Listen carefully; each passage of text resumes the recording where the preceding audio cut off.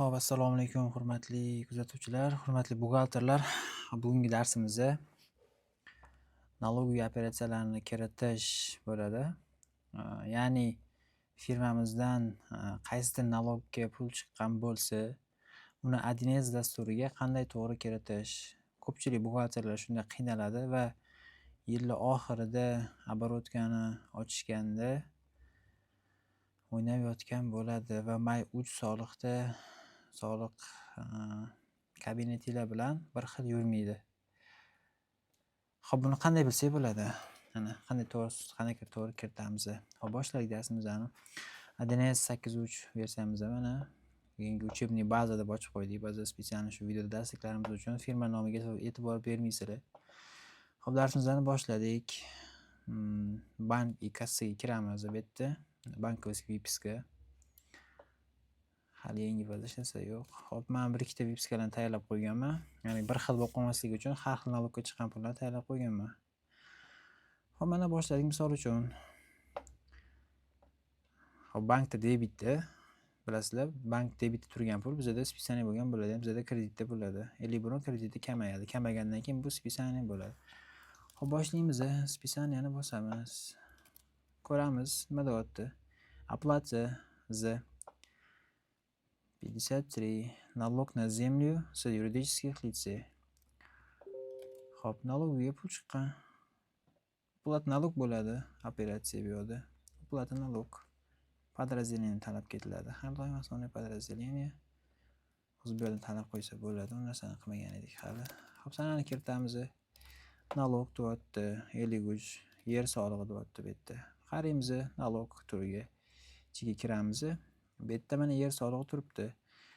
Agar ba'zan yangi ochgan bo'lsanglar, mashina o'zini izmerit qilinglar-da. Bu yerda shu uchun har doimgidek kiritib ketamiz. 40-dan mana yer solig'iga har doim avans qilib kiritamiz biz. Mana поземельный налог 44.60.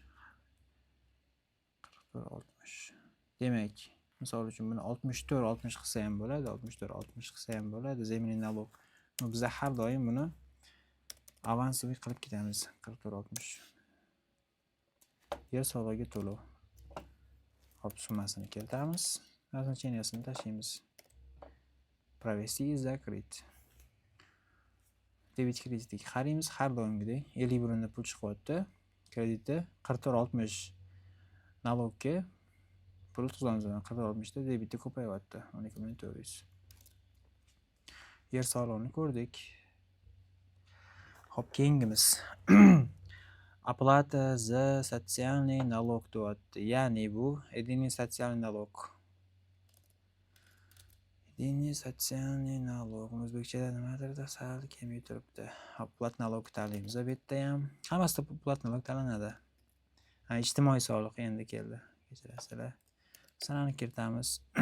Soliq turiga единый социальный налог tanlaymiz. Bu yerda ham shoti yo'q. Darrov shotini kiritib ketamiz. 45.10. единый социальный платеж. Tanlab ketamiz. Shunda mana bu tarafdan hech qazbay har safar terib o'tirmaysizlar. Xo'p, summasini kiritamiz. Назначениясini tashlaymiz. Подразделение qolib ketmasligi kerak. Провести и закрыть. Debit kreditiga qaraymiz. Har doimgidek bo'ldi, shu to'g'ri. Keyingi налог. Xo'p, ijtimoiy soliq ko'rdik. Keyingi налог 46-chi. Налогni dohodi, ya'ni NDFL. Jismoniy shaxslarning daromadidan olinadigan soliq. Spesialniy oplata налог tanlaymiz. Xo'p, sanani kiritamiz. Подразделениеga har doimgidek основной подразделение soliq turiga. Xo'p, NDFL turibdi mana. Рабочих служащих. Изменить qilamiz. Bu yerda 64.20 bo'lib qo'yganmiz. Biz buni avansli qilib qo'yamiz. Xo'p. Xo'p, o'zgarmayapti. Shuni o'zini tanlaymiz. Xo'p, mana bu yerda qilib ketamiz. 44.21. Oplata turida dividendni hozir ko'rsatib ketaman. Birdan ko'rsatib ketmang. Xo'p, bu yerdan summani kiritamiz. Назначениясini kiritamiz. Провести и закрыть. Xo'p. Mana NDS ga chiqqan summa. Spisание qilamiz yana. Uplata nalog. Bu yerda sanani kiritamiz. Подразделение tanlab ketamiz. Sanani kiritganimizda добавление stoymiz. Nalog na добавление stoymiz. 44 10 44 10 10 qilib qo'ysa yaxshi avans bo'ladi bizga. 44 10 10. Ya'ni оборотni ochganimizda agar NDS отчет orqali aktiyverga qolaman ba'zanmi desanglar, o'shanda 44 10 da turgan bo'lsa, o'zingizlar adashib ketmaysizlar. Men o'zim 44 10 ga olib qo'yaman har doim buni. Keyingisi oplata 119 40% penya deyapti. Bu yerda nima qilamiz? Bu yerda списание plat nalog qilib o'tirmaymiz. Прочие списание qilib ketaveramiz уже. Hop, sanani kiritamiz. Sanani kiritganimizda получатель shart emas bizda. Baribir 9430 ga boradi bu. 9430 прочие расходlarga boradi va bu yerda ahamiyat beradigan joylar прочие доходы расход degan joyini ochasizlar. Bu yerda o'zi kiritsanglar расход uslugi bank bo'lib turadi. Chunki основной комиссия bank operatsiyasi 9430 ga boradi. Eng pastga tushsanglar shtraf, penya mana shuni tanlab qo'yishingiz kerak bo'ladi. Ya'ni 9430 ichini ochsanglar ham shtrafga chiqqan pullar отдельно ko'rsatib turadi. Отдельно shunaqa aqlli ishlaydi. Natijasini tashlab qo'yamiz. Провести и закрыть. Debit kreditiga qaraymiz mana. 50 brondan pul kamayyapti. 9430 tranzit счет debitda ko'payyapti mana. Shtraf и penya. Hop. Keyingi operatsiyamiz оборот. Налог с оборот. Hop, списание. Плат налог. Основное подразделение. Это налог с оборот. Bitta yo'q ekan. Hop, sazat qilamiz. Yo'q, biz sazat qilishimiz kerak. Bitta kodini olamiz. Ikkita tashiganimiz edi. Chiqarib berish kerak edi. Hop, kodini teraveramiz. Налог на прибыль.